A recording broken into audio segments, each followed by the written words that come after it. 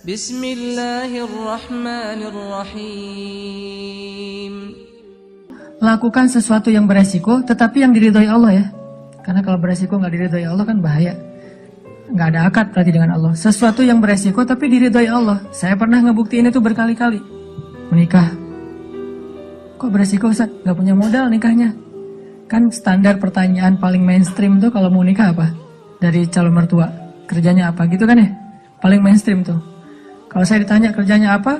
Belum punya pekerjaan. Terus gimana ngasih makan? Allah yang ngasih makan. Tapi pede jawabnya, sampai mertua juga belum lagi ngeluarin dalil ya. Kan ustadz lah ya, banyak dalil ya. Ayat, hadis, banyak lah udah saya kumpulin bisa jadi satu buku tuh. Khusus ayat dan hadis untuk melamar. Mudah-mudahan nanti bisa di-share ayat dan hadis bahan untuk melamar, nembak calon mertua lah. Pak, itu ada tuh hadis ya, cuman saya agak-agak ragu nih bunyinya kayak gimana tuh, kurang lebih sih yang pernah saya dengar dari Ustadz nih hadis sahih loh Pak. Kalau datang seorang pemuda yang baik akhlaknya gitu kan ya,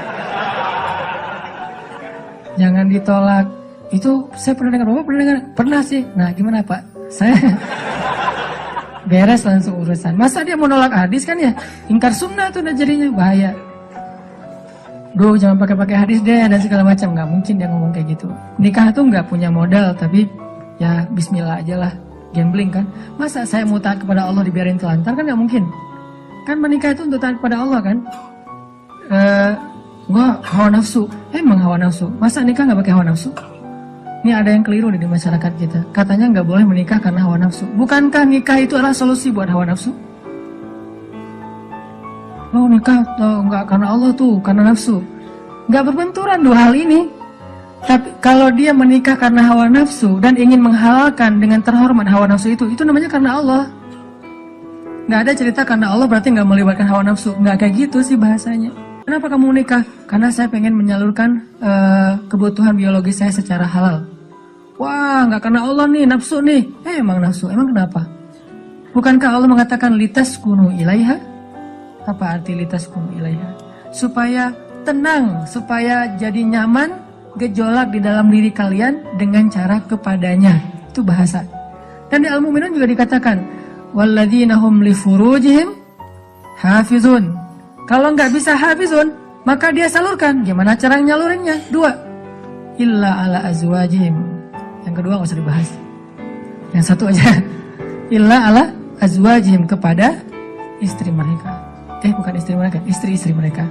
Illa ala azwajihim. Kalau dia menyalurkan dengan cara yang lain selain yang dibolehkan kayak gitu, kata Allah, faulaika humul adun. Dan Allah nggak suka kepada orang yang melampaui batas. Jadi menikah karena Allah, karena saya ingin menyalurkan kebutuhan biologis secara halal misalnya. Makanya mencari yang sesuai dengan kriteria masing-masing. Kalau misalnya ada yang kriterianya harus yang Arab, cari aja Syarifah, Habaib apa. Kalau Habib perempuannya Syarifah kan ya. Atau saya pengen yang Oriental, pergi aja ke Korea lah atau ke Jepang. Saya pengen yang misalnya etnik, nah, bisa di Indonesia misalnya. Ini mas selera, nggak masalah. Bukankah Nabi justru mengatakan memilih perempuan itu yang pertama justru fisiknya? Walaupun yang paling berharga bukan fisik, tapi tetap ditaruh yang paling depan. Karena itu yang ketahuan duluan kan. Kita nggak mungkin tahu kesolehannya langsung ketika awal ketemu, ini soleha banget nih, belum tentu. Ketika udah kenal dekat baru tahu ternyata dia rajin tahajud, rajin tilawah. Walaupun kadang-kadang kita ngelihat dia di Instagram postingan terakhir tilawah, alhamdulillah 1 juz hari ini misalnya. Bisa kayak gitu. Tapi rata-rata yang pertama dilihat fisiknya kan ya. Walaupun fisik banyak menipu sih, hasil editan, segala macam. Pas ngeliat orangnya, hah? Lebih cantik dari di Instagram sih. Dia salah ngedit. Ini artinya teman-teman, kalau menikah itu karena Allah, kenapa takut? Bukankah Allah sendiri berjanji kalau mereka fuqara, apa arti fuqara? Nggak punya apa-apa. Kalau miskin masih punya apa-apa, cuma dikit. Kalau fuqara nggak punya apapun. Allah yang yughniyahumullah, Allah yang akan mencukupkan kebutuhan mereka. Oh, Allah yang cukupin, ya udah selesai.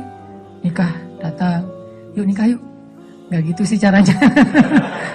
terlalu polos kayak gitu mah pasti ditolak lah. Adalah trik-triknya pasti teman-teman udah mempraktekkan, kalau enggak pasti berstatus masih jomblo ya. Jomblo itu kurang kreatif menurut saya. Kalau yang udah nikah pasti kreatif banget, tahu banget cara-caranya gimana ya. Alhamdulillah berhasil.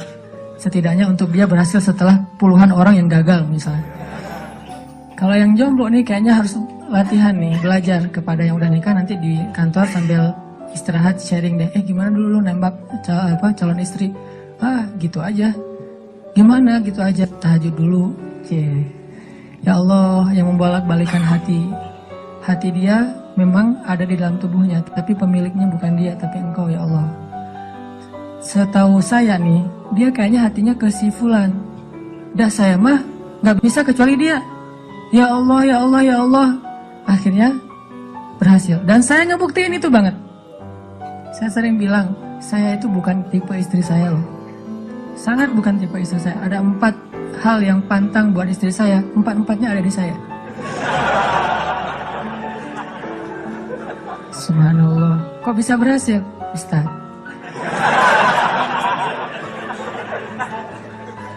Dia berdoa, ya Allah, jangan itu, jangan itu, jangan itu, jangan itu. Saya cuma berdoa sekali, ya Allah, please yang itu. Ternyata tiba-tiba ya, kelepek-kelepek, gak berhasil dia. Saya tanya, kenapa kamu milih saya? Bukankah 4-4-nya ada pada saya? Pertama, gak mau orang Sumatera. Katanya orang Sumatera itu keras. Saya dulu. Terus yang kedua, gak mau yang kulitnya dof.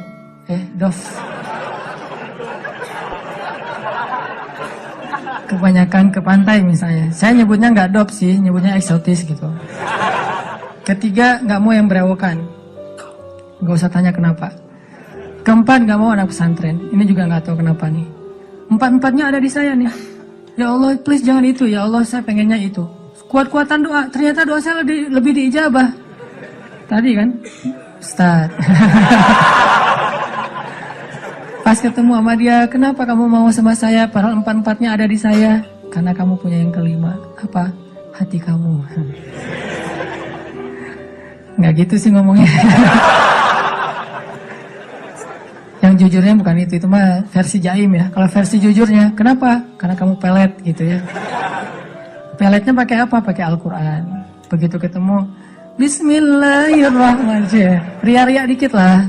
Tapi ria untuk kebaikan kan, biar dapat seseorang yang sesuai dengan isi hati. Ngeklik langsung, ya Allah, berhasil. Dan setelah itu, biarin Allah aja yang ngatur.